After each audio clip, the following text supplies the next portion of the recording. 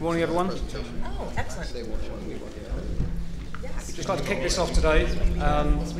We have a great panel here lined up for you today. My name's David Rose. I work for a small company called Arm. We're here today to discuss the TV and set-top box as the consumer gateway to entertainment and information.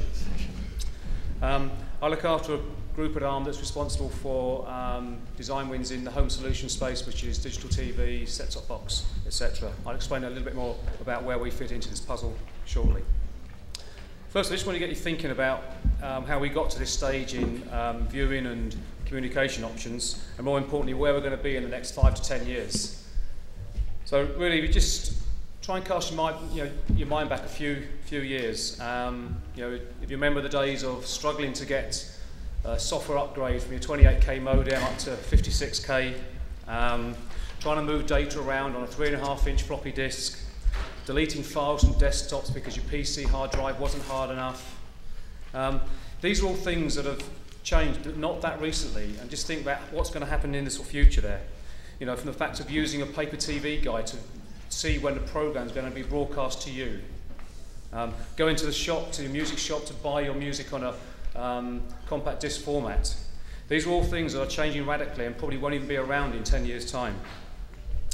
In those days you probably never heard of broadband, peer-to-peer networking, podcasting, IPTV, PVRs, all new words into the language which we take for granted now. Companies like Yahoo, Google, eBay, Skype, they've all become household names now along the sides of Ford and IBM and Coke that have taken generations to become brand names. We all know now what they do, and yet the companies have all been around for less than 10 years, an awful lot less than that in some cases. So thinking about the future, there'll be virtually unlimited storage within the home and unlimited download speeds. It's going to vary around the world, but obviously in some places 26 megabits to the home is already the norm.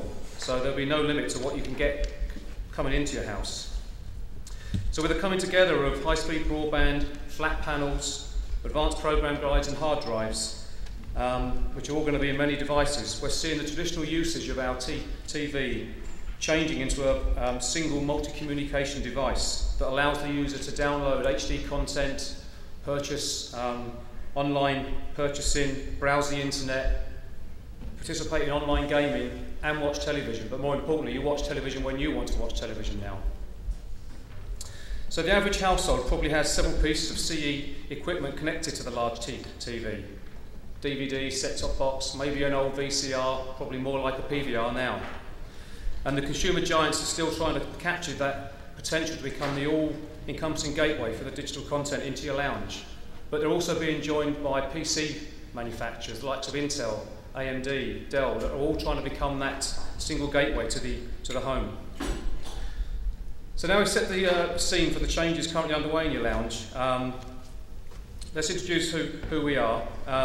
As I said, I work for a company called Arm, which is a microprocessor company with a slight difference in the fact we don't manufacture anything. So we license our intellectual property to the leading semiconductor companies. This IP includes high-performance, low-power microprocessor cores, embedded software, development tools, physical IP. Our cores can be found in virtually every consumer device, but people probably know us more for being in portable devices, mobile phones, Bluetooth, etc. But that accounts for 60% of our shipments. The rest of them go into diverse applications, including set-top box, DVDs, automotive, printers, etc.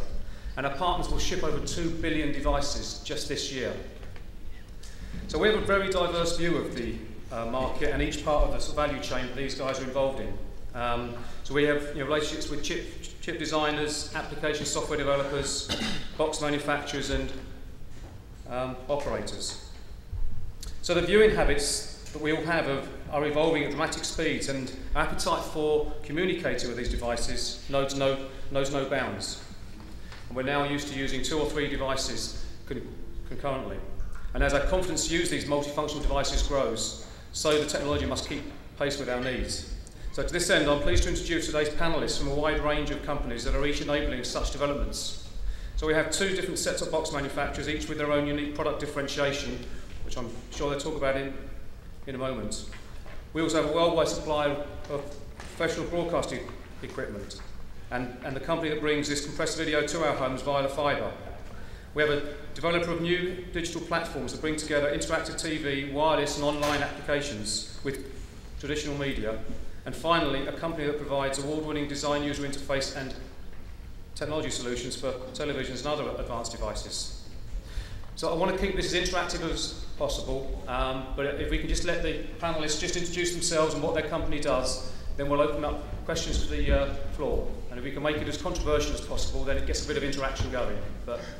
So without delay, I'd like to introduce Tara Mitra. She's Vice President, General Manager, Content Services for TiVo. As Vice President, in this role, Mitra is responsible for cultivating relationships with content companies and unique content offerings for delivery via broadband. And previously, Mitra served as Senior Director of Content Development at Comcast, where she was responsible for day-to-day operations of Select On Demand, which was a collection of non-niche, non-linear networks delivered via video on demand and broadband. So I'd like to hand over to Tara. Thanks. So I joined TiVo about 9 months ago to develop TiVo's content services, or our programming strategy. And you know, it's been said many times that TiVo's revolutionized television, and I hear in this role all the time, meeting with people, TiVo changed my life, TiVo saved our relationship, TiVo caused us to get divorced, whatever the situation is. But the fact remains, you can't deny that TiVo and DVR technology has really changed the way that television is watched. And so now I feel, and I'm sure everyone agrees, that we're entering another new phase where the viewing habit has changed yet again, and we're seeing so much consumption of video on the web.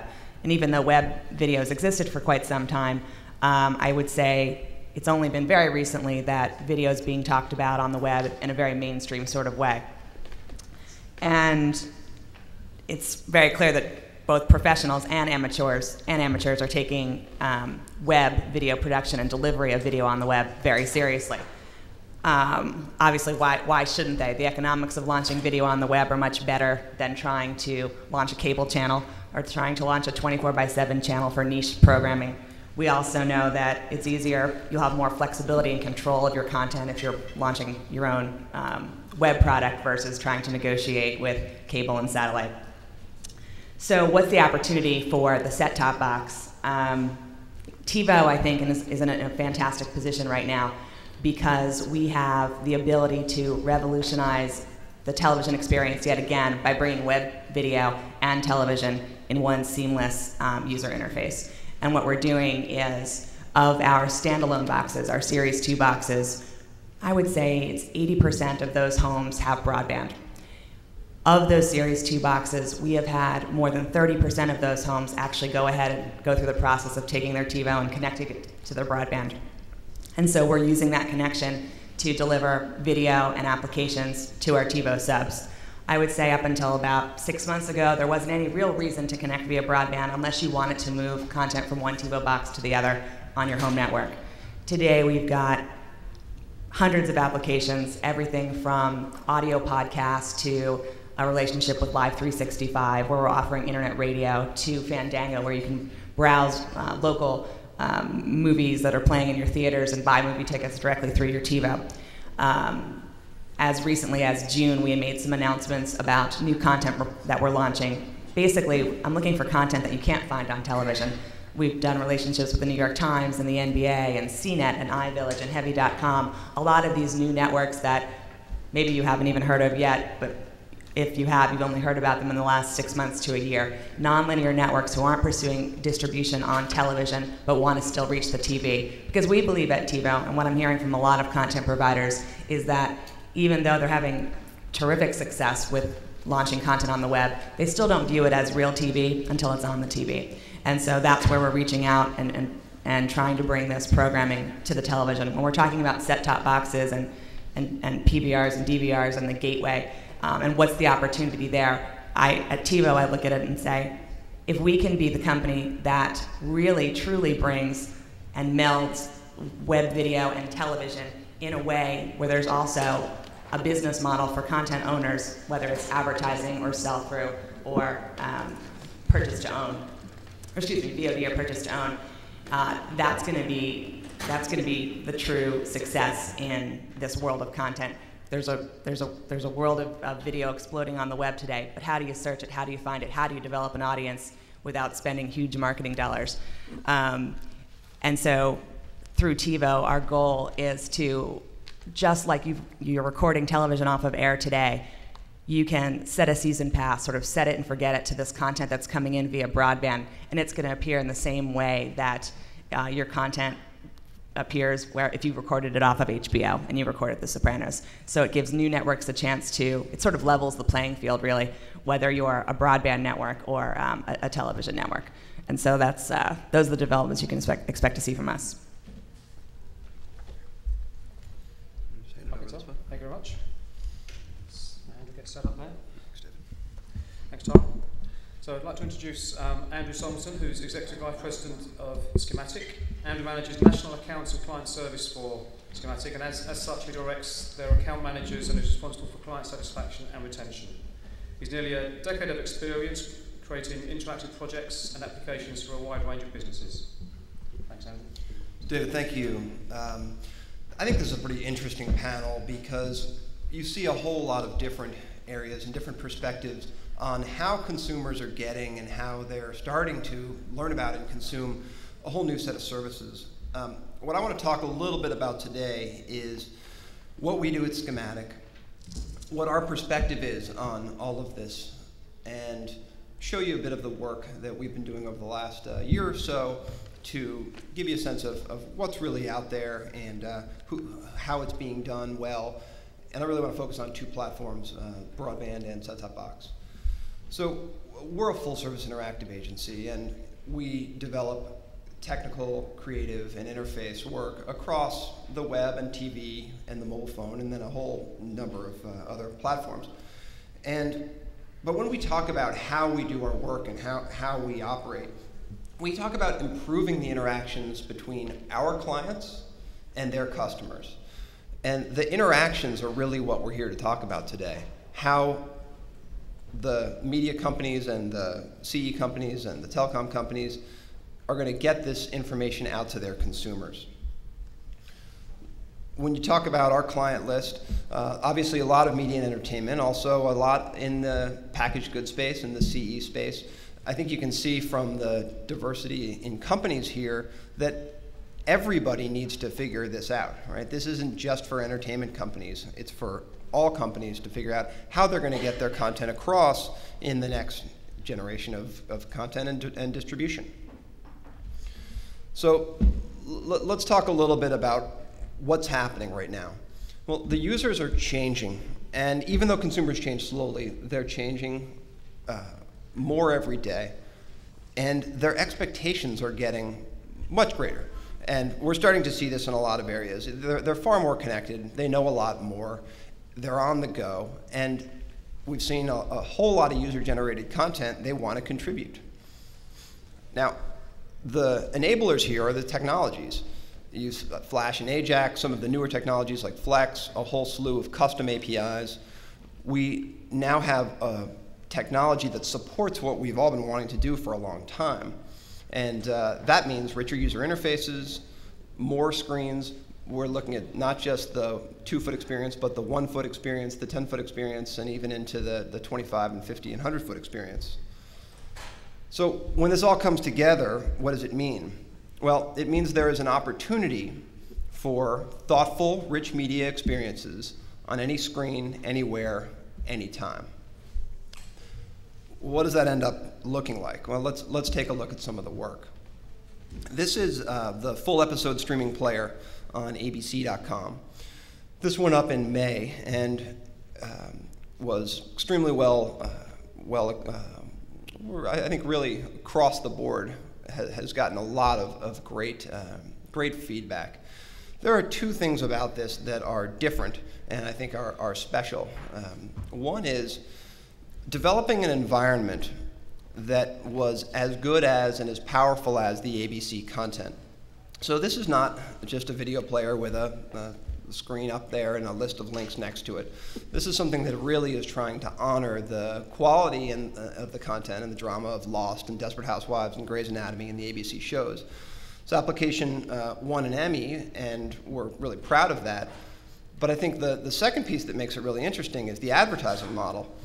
This, rather than having a standard IAB unit or having a 30-second pre-roll or just spots, when these episodes, which are ad-supported and free to the users, go to advertisement, as this is going now, the advertiser gets to take over the entire space, and they get to develop whatever they want. And so all of the interactivity that advertisers have looked for, saying, well, I want to have my own area, I want to make it interactive, I want people to be able to follow up if they want to follow up, or mark things, or put in information about themselves, or show my own video, they can do all of that here. And ABC has recently announced that they are going to be relaunching this fall, so we're excited for the next phase. I think another interesting broadband experience is ESPN's 360 player. We developed this with the idea of keeping video at the forefront. And a lot of times in broadband, this is a challenge. With this, you're on the right-hand side right now, and everything to the right of the video relates to the video. You can rate it, find more information about it. Now over on the left-hand side is where you get to find new clips and other clips. And so often you're saying, well, do we need to play things in an external player, or what happens when the user scrolls down and the video goes above the fold? In this interface, the video is the central item, and then the interface moves back and forth around it. Again, something that the technology has enabled, but it's just a new way of thinking about video interfaces. When you go to search, the video just shrinks up, keeps on playing, and then you get to interact and go through and search. The last of the broadband experiences I want to show is Vongo. Vongo is Starz' movie download service, and you can think of this like iTunes for movies. Now, like iTunes, this is a desktop client. It's a web-connected client that has both a connected mode, where you can go and find new content and shop, essentially, for movies. This is both subscription and pay-per-view. And then it also has a disconnected mode where you get to watch what's in your library. What I think is really important to think about when you look at this is it is much less modal than experiences on the web have traditionally been. And what I mean by that is all of this happens in one screen. And when you look at these kind of experiences, the whole idea of how many pages are in that website or how many screens are in that application, it really goes away. This effectively has one interface that changes and shifts, and you can see on the right-hand side we're watching a preview of a film. While on the left-hand side, we're looking at other movies, deciding what we want to download, and browsing our library without ever stopping the video that's playing on the right. So this is an interface that tailors itself to the user as they move through it. Now on the set-top side, I want to talk a little bit about Cablevision. Cablevision is a great example of where you have to have some trade-offs between the reach of the traditional set-top box and some of the interactivity of the web. So Cablevision has two different types of set-top boxes in all of their viewers' homes.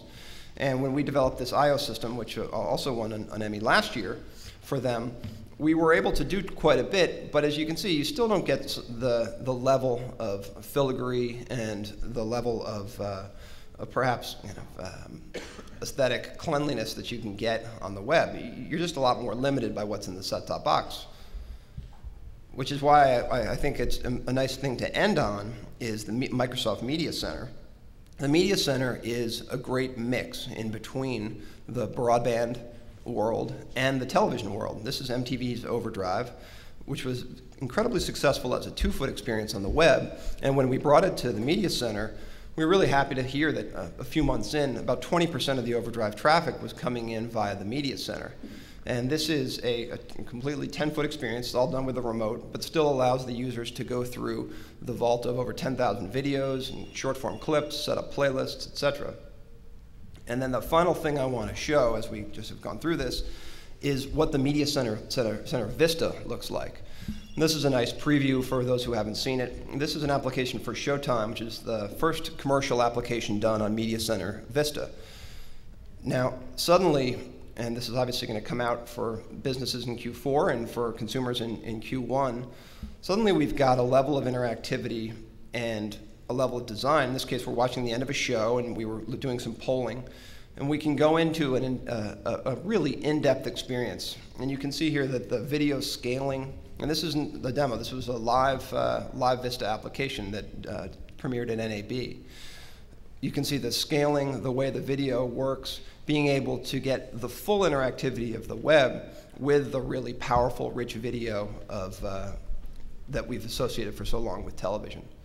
So a lot of stuff to think about here between the broadband, the set-top box, and some of these hybrid platforms, and hopefully some of this work will spur some questions as we move forward. Thanks, David. Great. Thanks so much, Andy. So, actually see for the first time then the real coming together of web and TV applications there. I guess I'm going to have to go and buy my 50-inch screen now after all. Okay, so now I'd like to introduce the third panellist, Eric Cooney, who's President and CEO of Tandberg Television. He leads the company in its mission to be the world's premier supplier of professional video compression systems, delivering business model enabling solutions for the digital broadcasting, cable and telecommunications market. In particular, Eric has steered his team into a global leadership position in the development of next generation video compression technologies that not only reduce bandwidth consumption by up to 60% over MPEG-2, but also enable new video over IP markets for both standard definition and high definition TV. Eric. Thanks, David. Well, good morning, everyone, and thank you for taking some time out of your day to come and listen to us talk about the world of digital television. I think, first of all, on my part, Tandberg Television is a company that provides technology really across three core areas: video compression, on-demand, and interactive television. And I think, relevant for today's discussion, a couple of points I'd like to bring up. First of all, when I take a look at the world of digital television, I see proliferation of platforms and devices as probably the key area that's affecting our, if you will, at-home television viewing experience. And by proliferation of platforms, I'm talking about, well, if we rewound the clock 30 years ago or so, we were all watching television primarily from a single source, most likely a terrestrial broadcast. Then fast forward to today, we have obviously cable, satellite, the internet, in some cases wireless, and the proliferation of devices, obviously the television, the set-top box, the PVR, more and more so mobile phones. I saw a great application here during the World Cup on Nokia's new phone, watching, I think it was a 300 kilobit per second video, impressively of a soccer, or for my European friends, a football match, but watching this on a 1-inch screen. So this proliferation of platforms and the proliferation of receive devices for consumers is, as far as I'm concerned, a great opportunity. It really takes the control of the television viewing experience away from the operators and the programmers, and puts much more of that control into the hands of the consumers to define, I think as Tara said, the what you want, where you want, when you want it. As you might expect as a technology provider, my focus is primarily exactly that, on the technology, and my message is that with this proliferation of platforms and devices, you see significant intensifying of competition amongst those platform providers and those device manufacturers, and in many ways they're using technology as competitive differentiators, which manifests itself as nice new consumer experiences. So for example, high definition television. Here in the US, our friends at DirecTV advertising that sometime in 2007, they'll be broadcasting over 1,600 channels of high definition programming.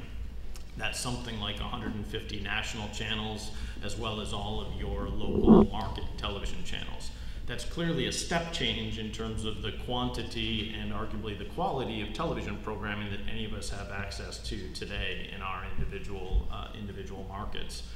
A second technology might be video on demand, and obviously we have some experts here today specifically in the video on demand area, but a simple example, Comcast is probably the most obvious as one of the more progressive operators deploying VOD.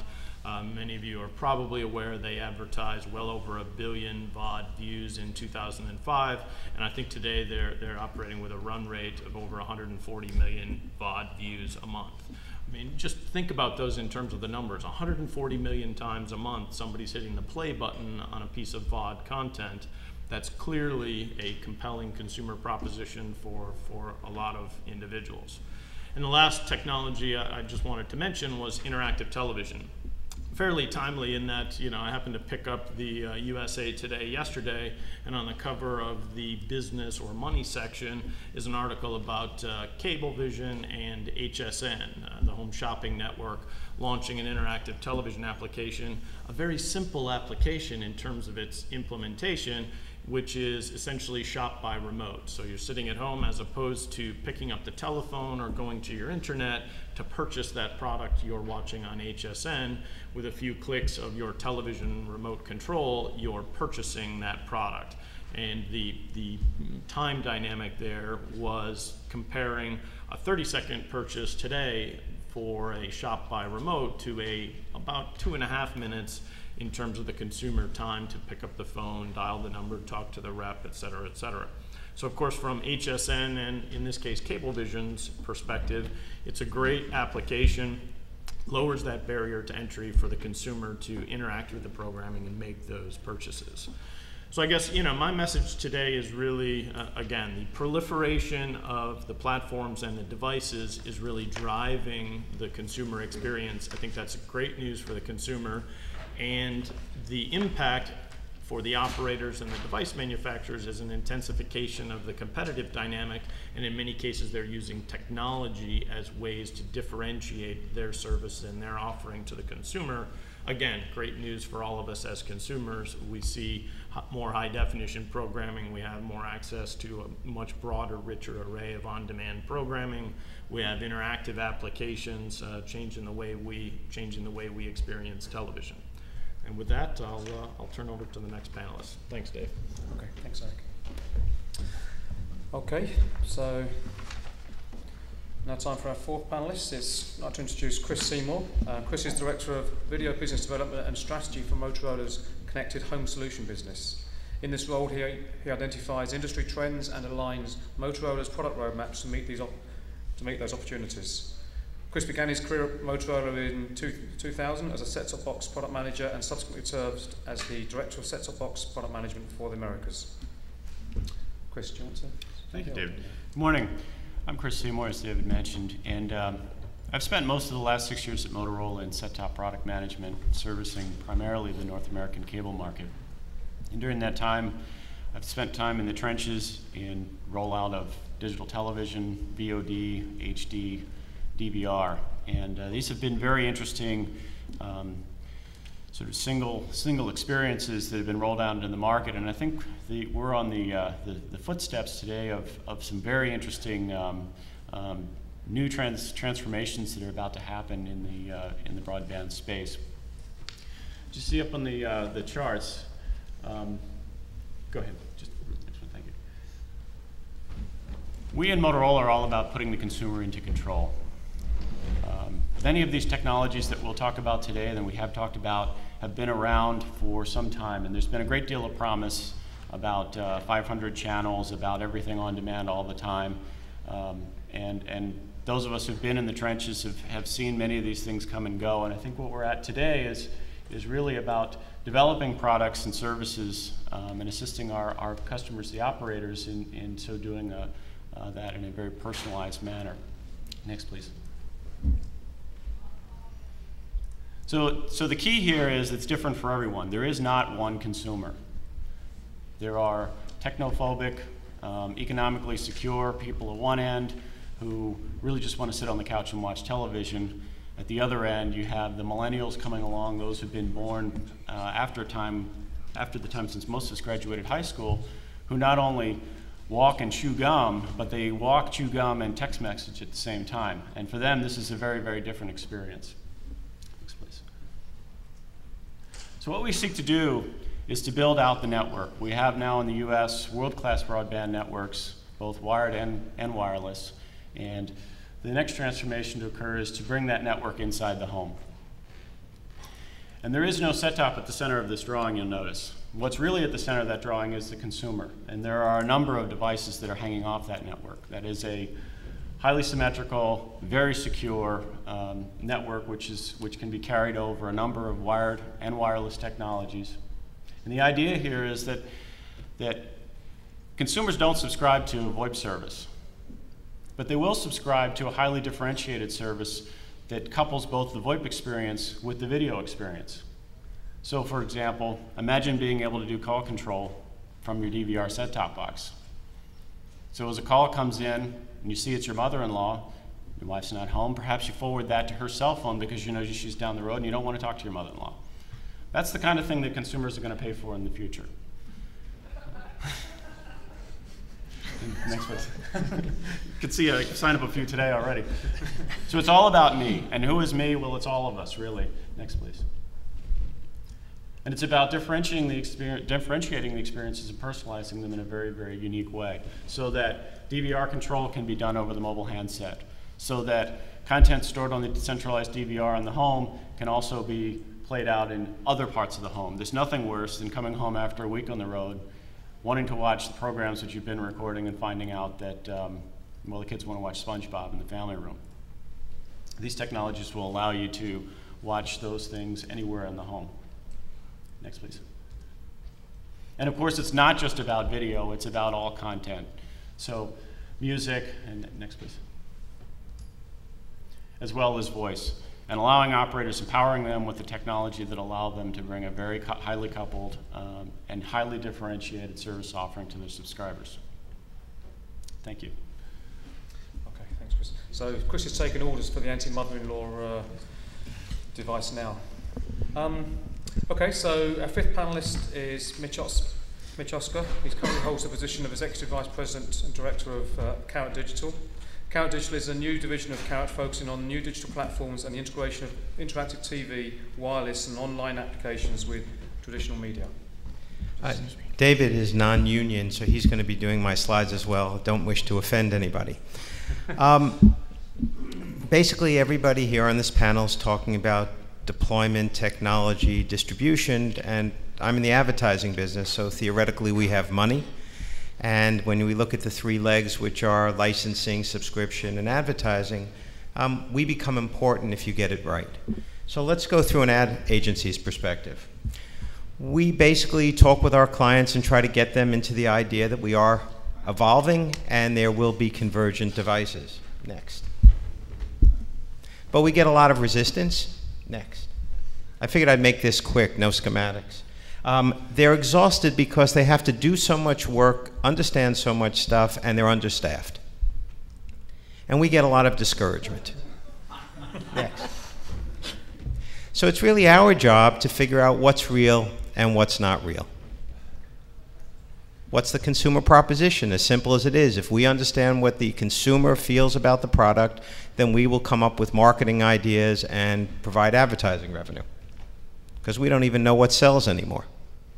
Next. And all the distributors and technologists and device deployers, we feel they're not really understanding the consumer. Because their intelligence isn't working properly. It's all about customer service and ease of using devices and comprehending price, functionality, and coverage. So we implore you, please use common sense. And this is probably the most important slide. Many people come to us after they've vetted a technology, distributed it, and said, we just need your advertising revenue. And we say, you know, had it been a little more to the left, it would have worked for us, but you didn't come to us. And they'll say, it's true, but we've deployed it and we need to get back this money or at least invest something. So what we do ask everyone is go to the advertising community, talk about things in the developmental phase, because if it works for you and for us, it will work for the consumer. And these are all the digital platforms we're looking at. So there's lots of zeros, there's lots of things to investigate. That's my presentation. Thanks, Mitch. Very good. Okay, so finally here from our last speaker, which is Dr. Ken Morse, Vice President Client Architecture for Scientific Atlanta, which is now a Cisco company. More than 20 years, Dr. Ken Morse has been involved in software development and has co-founded four companies. In his current role, Dr. Morse is responsible for ensuring that the company maintains its digital cable solutions leadership position by driving the architecture and direction of digital set-top box platforms. And I'm going to give David a chance to sit down. Thank you.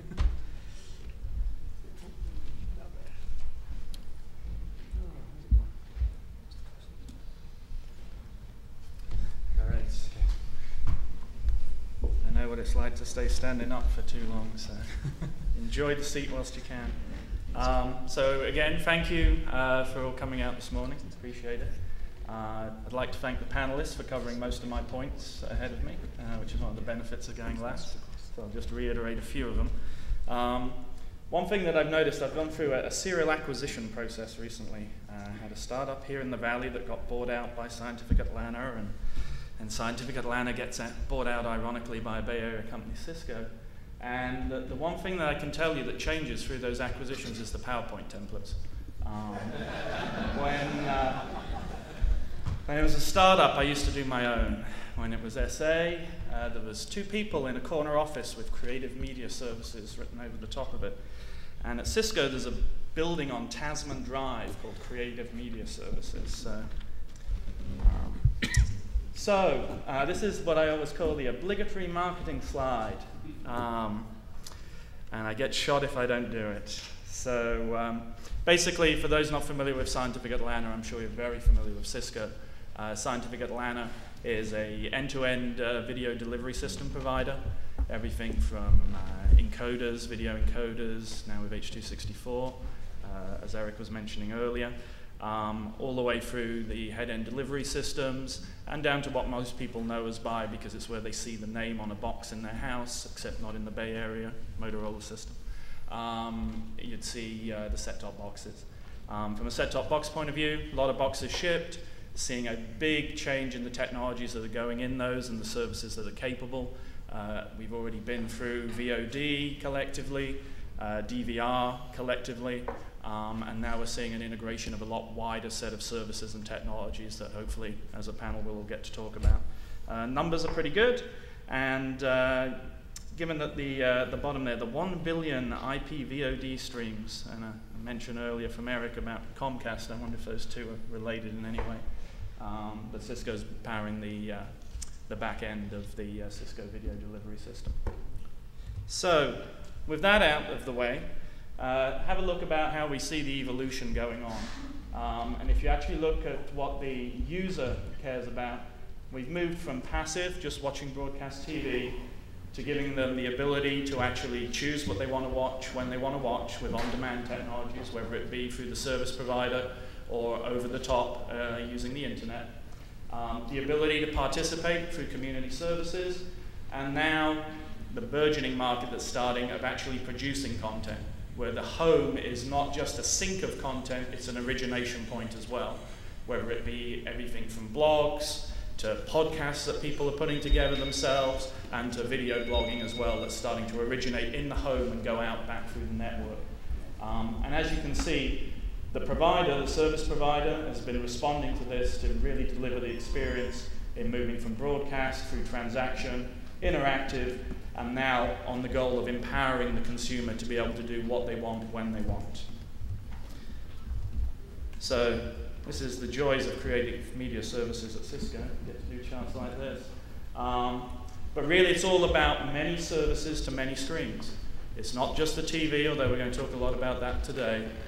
It's also, as others have mentioned, it's about the cell phone, it's about the PC, and it's about other consumer devices, whether they be tethered, wireless, or totally portable.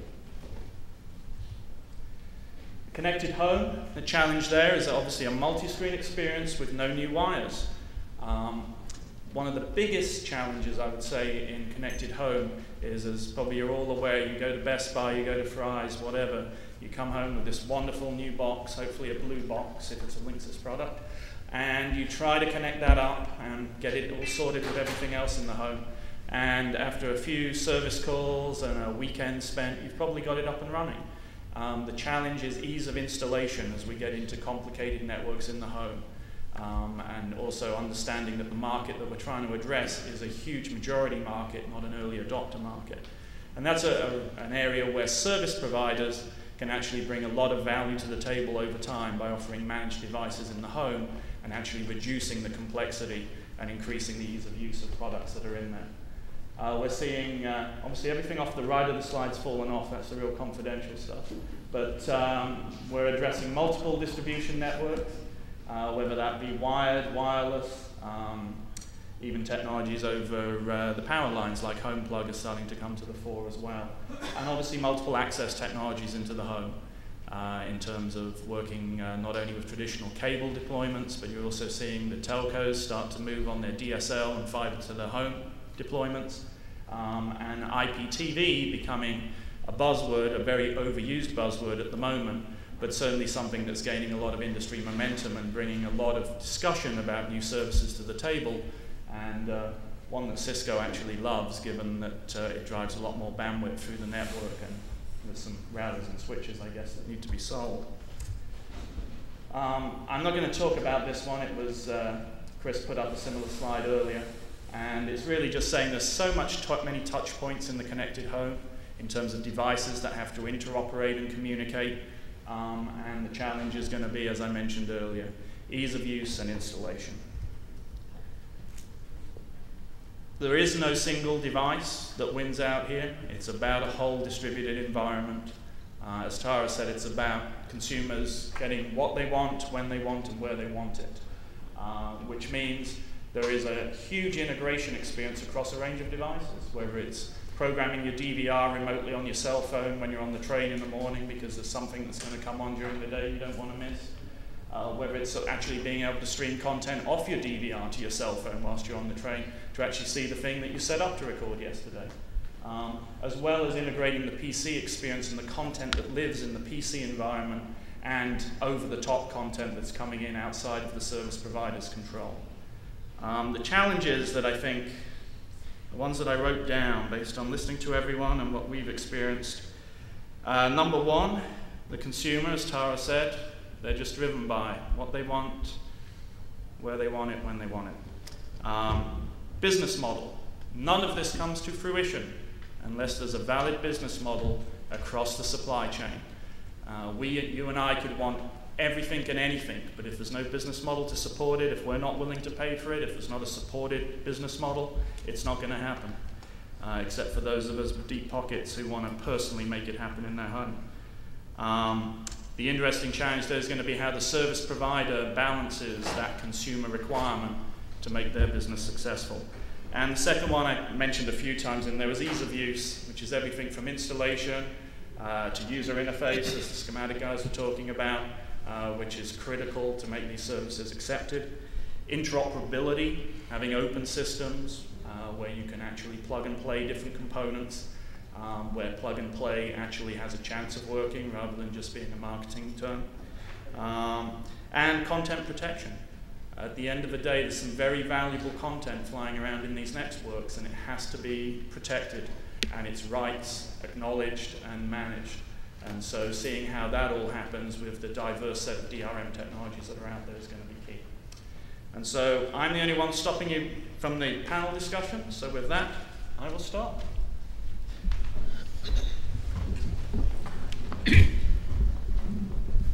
Okay, thank you, Ken.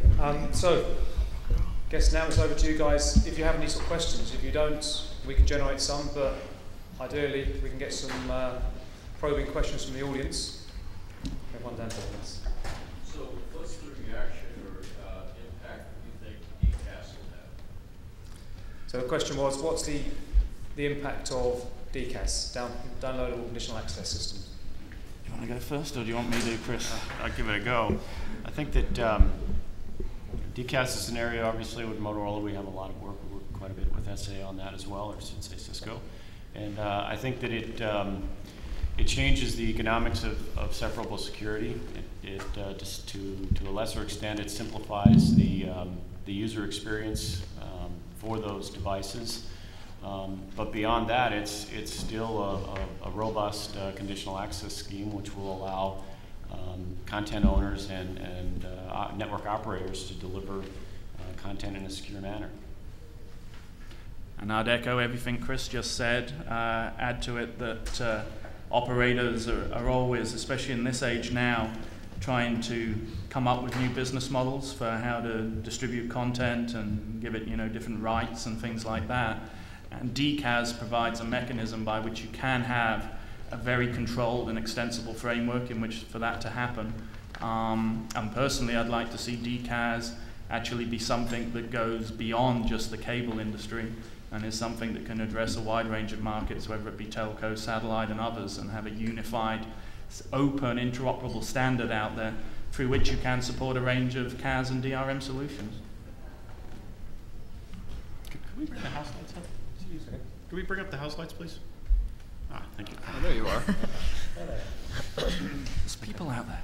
So I guess the only people that we don't have on the panel here is actually the content owners themselves there. So how would you actually reassure those guys that with all these wonderful new devices coming on board, how is that content going to be protected not only from the device that first receives that, but when it goes out to your mobile phone or other devices that you want to actually share that with?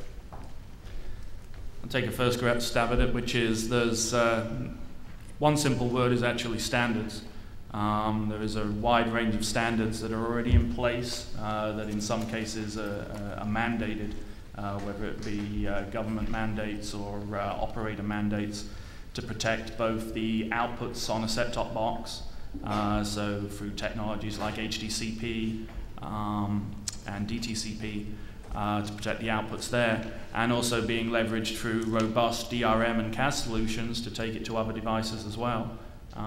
The challenge is, right now, is there's a wide range of those solutions, and so interoperability from a consumer perspective is actually driven by what a service provider supports at a given point in time, not by the ultimate choice that's out there in the playing field. And so that's where I'm bringing it back to DCAS. If there was a universal interoperable framework, all of us could take our content wherever we want, whenever we want.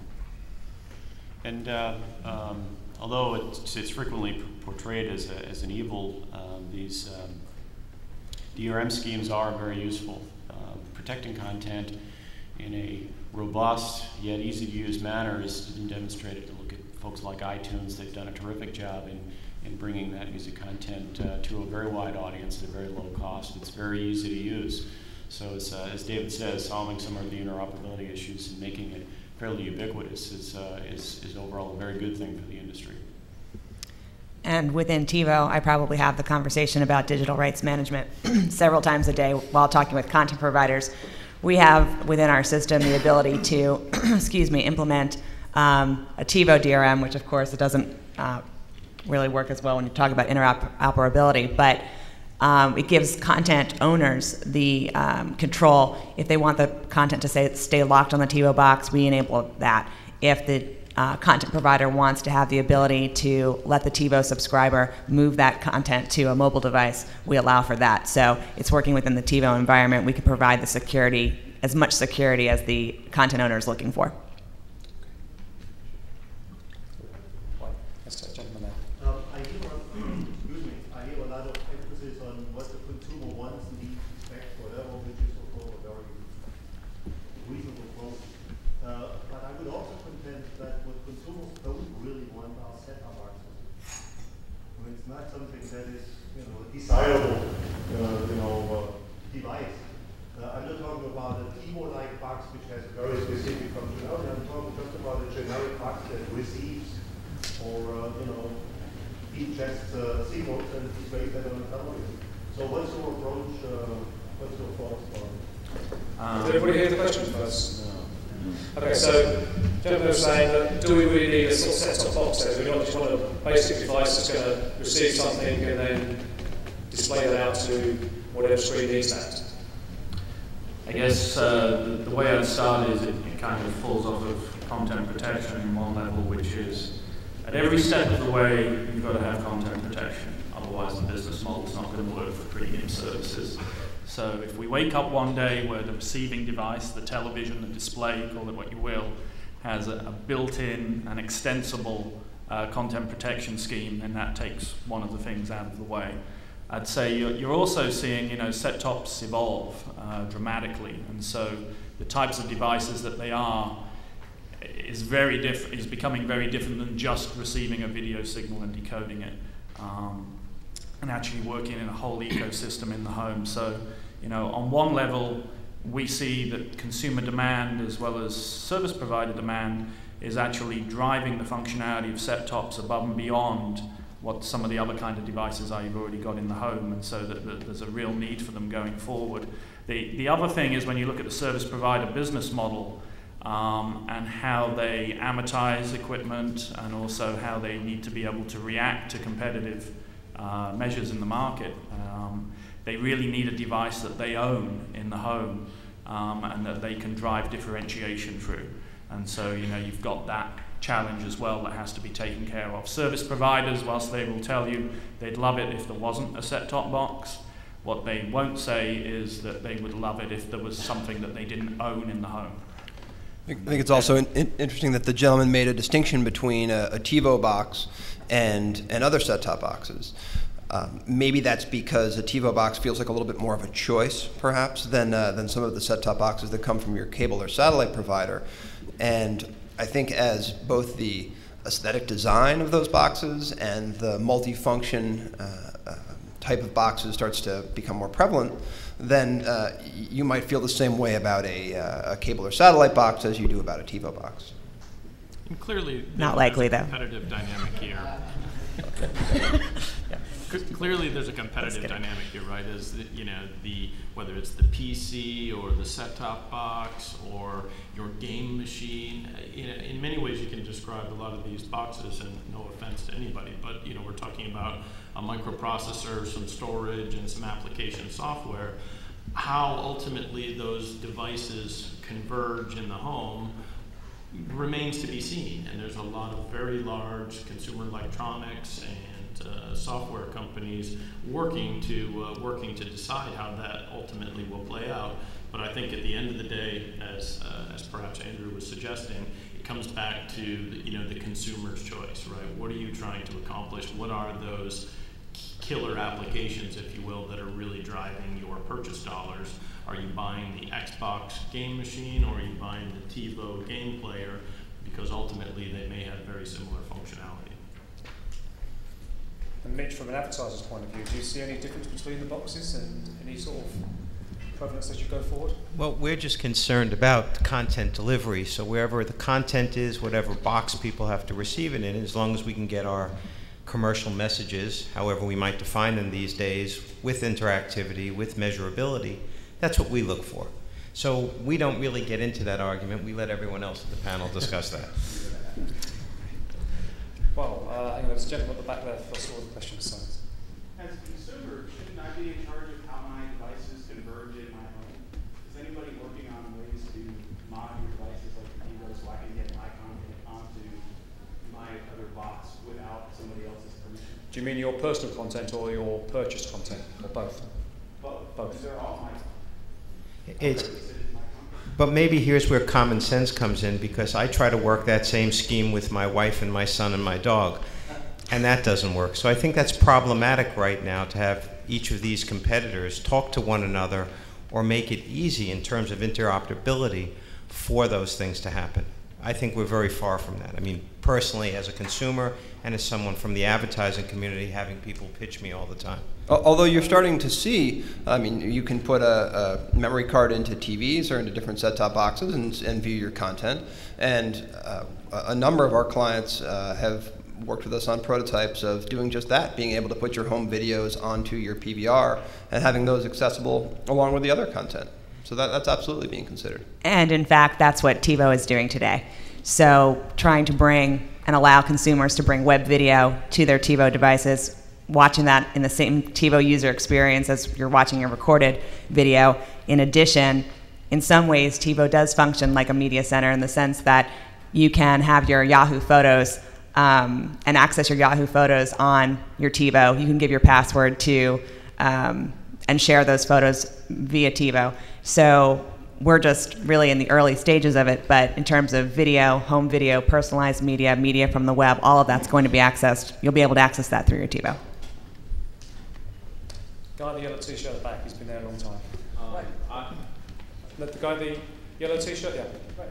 So there's been a lot of interest in WiMAX, right? We see Intel make a heavy investment in WiMAX into a company called Clearline, and we see Sprint Nextel announcing their 4G plan, which is based on WiMAX. So when everything is going to be connected somehow over the air, would the notion of set-top box really change?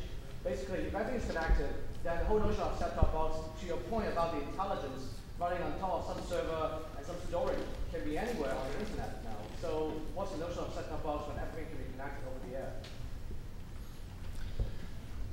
Okay, Chris. I mean, Chris's I think that diagram. the idea there is that the set-top is one of those devices. As we pointed out, as some of the folks in the audience pointed out, people don't like set-top boxes, or they don't like what the set-top box looks like or the way it works. And that's fine. People should have those choices.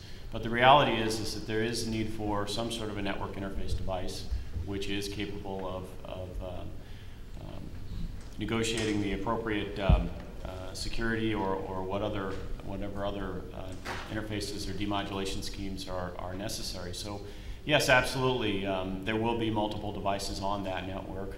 They will use multiple different connectivity schemes, whether they be wired or wireless, and they certainly will change form quite a bit throughout time. The other side of it, though, is the economics of these set-tops is that they have a lifespan of somewhere between 7 years and infinity. And they don't go away. Operators like to hold on to them. They like to continue to lease them. It's a very profitable business for them. It's a very good business for them. So we continue to find new ways to teach those old dogs tricks. I think if you, Chris made a real point in his diagram, the set-top box does not sit in the center of that diagram, right? There's a lot of opportunities for other devices to play that role.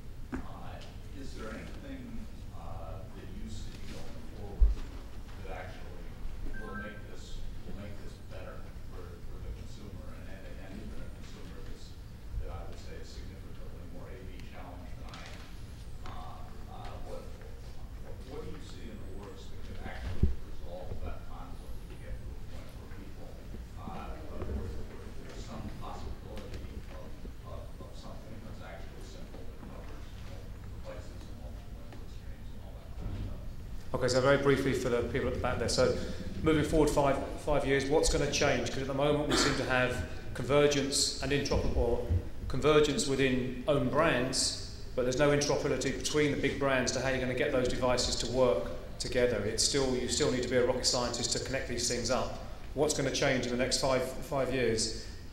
Are we all going to become standardized or interoperable? Over to the panel. Okay, I'll bite. Keep me honest, Chris. So you're absolutely right. There is that interesting dichotomy there. Service providers have a business to run, and because of that, you see a lot of the models that you see in place today. Interoperability comes through the promotion of driving, implementing, and certifying open standards. Part of the challenge is there's plenty to choose from. And the rate at which they're being introduced is perhaps moving at a rate that is difficult for anyone to implement them all the prerequisite ones at a given point in time. I think the best that we can hope for, say in the next 5 years, is to picture in the home at least, there's really two networks flying around. There's a premium content service provider network, whether that's satellite, cable, IPTV with the telcos, whatever that is. A world in which the service provider can step up, and it should be their responsibility, and for new entrants like telcos with IPTV, I'd argue, addressing your point, is a fabulous point of differentiation if they go execute on that versus the incumbents that are out there. The other is our personal network, the content we're creating every day, taking photos, ripping CDs, whatever. I think there's a way through open standards to pull that content into the service provider domain, and you're seeing a lot of examples of that happening and starting now. You will not probably in the next 5 years see too many examples of service provider content going outside of their domain, mostly due to the contractual requirements that are sitting there with the content providers that they've done deals with, and just because people are very concerned about, we've all seen what's happened on the internet when a piece of content gets out there, how quickly it proliferates. So I think it's going to take, quite honestly, a long time. Everyone can sit up here and say, yeah, there's technologies that address it today, but at the end of the day, it has to be the comfort of the content owners that actually enable it to happen. In terms of devices all finding one another, talking the right language, there are standards in place. We're all starting to leverage them through, whether it be DLNA or things like that. And as we start bringing in mobility through the cell phones and other devices, there is a group of standards there leveraging IMS backends and things like that to actually bring some of that together. Can I sit up here in 5 years and tell you that it's a lot easier? The reality is the wealth of services available to you will have done this. And probably the ease of connecting of them will have done this. It won't have outsold that curve. And that's just a reality of innovation. If everyone was ready to just put the brakes on next week and pause for 3 years, you could have your wish in 5 years. Well, and part and parcel with the technology innovation and making it easier technologically is the interface innovation. And one thing that we've seen a lot of in the last couple of years, and I think we are going to see a tremendous amount of over the next 5 years, is more attention being paid to the interface. We're seeing CE manufacturers for the first time actually care a little bit about how easy it is for people to use and set up these devices. And although you probably would argue differently, it is starting to get easier. They're starting to be smarter. They're starting to put systems into place and pay attention to something that they used to just let the engineers kind of figure out. So I think that's going to help as well. When was the last time you asked your mother to set up your AP? Exactly. So the bad news is the bad news is that you're right. The good news is that you're right. And by that I mean, look at retail sales of home networking gear. Return rates are astronomical. It's like 30%. I mean, I buy a wireless router and I take it home, and suddenly I'm now confronted with the intricacies of IPsec so that I can connect to my corporate VPN. I mean, it's an unacceptable situation. So that's the bad news. But the good news is that you've certainly got a lot of people's attention right now. And particularly at Motorola, we're looking at a lot of open standards that we contribute a great deal of IP into, whether they be separable security aspects of DCAS and cable cards, or whether they be IMS or Cable Packet 2.0, UPnP, AV. The other side of it is the cable operators and the service providers, Verizon, Comcast, Time Warner. These guys have a lot of trucks. And hopefully they can leverage those trucks so that my mother doesn't have to set up her network. They can send in somebody on an installation and use fairly reliable, fairly ubiquitous technologies to get these things all up and running. And then use broadband monitoring techniques, which will allow them to then span that network and understand that there are difficulties forming before the consumer actually sees them. And Chris is right. You've got their attention. And when I say it's getting better, I mean it's being addressed. It's now a concern where before it wasn't. So that's the first step. Chris, for your information, the last time I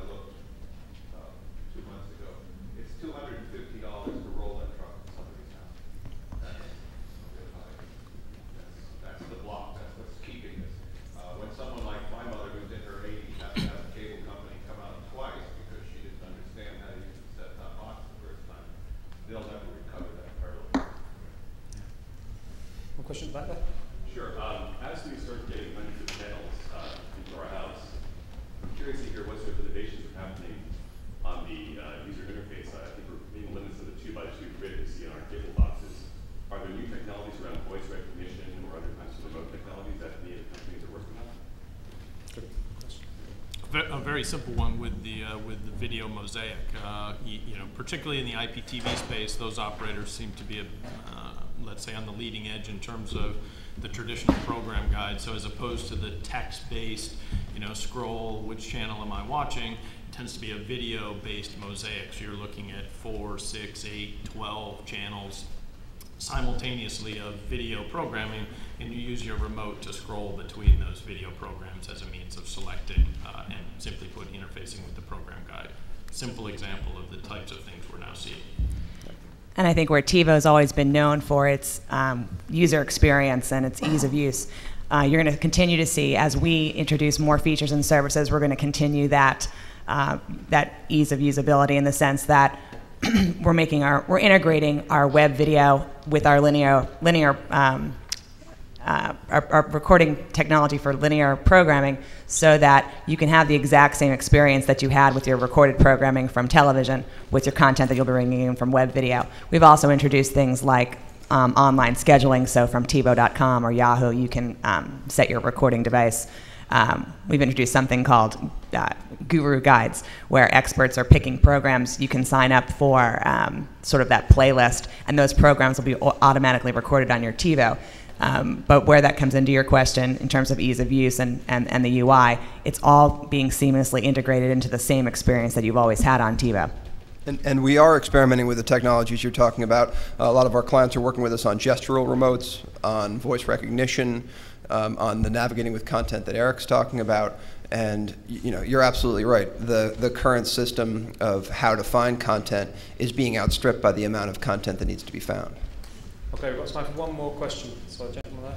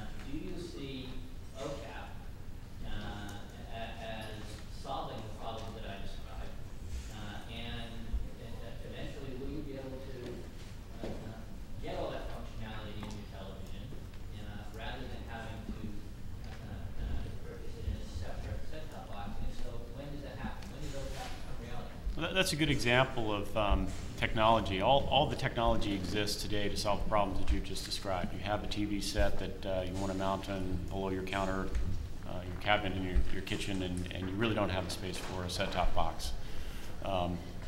Set-top boxes are getting smaller. We have a set-top box now today that's really smaller than the size of a cable modem, but that doesn't solve your problem. There exists today unidirectional cable cards which could be integrated into that display, which would allow you to receive those digital signals. The issue here is really product development. The technology's there, and it's a matter of folks developing the products and service offerings that bring all of those elements together in a way that are attractive to you as a consumer. So there's consumer education piece there whereby you begin to ask for those features and capability, and then there's also a product development side of people actually bundling those capabilities into a single unit. Okay,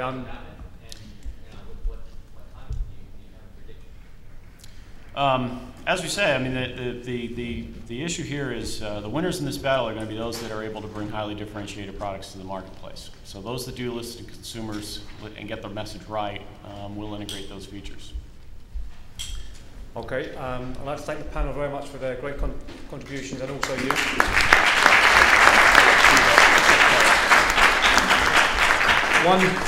One quick note of hopefully making things a little bit easier for you is that I think the gentleman down here said everything right, that the convergence is here, but trying to get it all to run together is very difficult.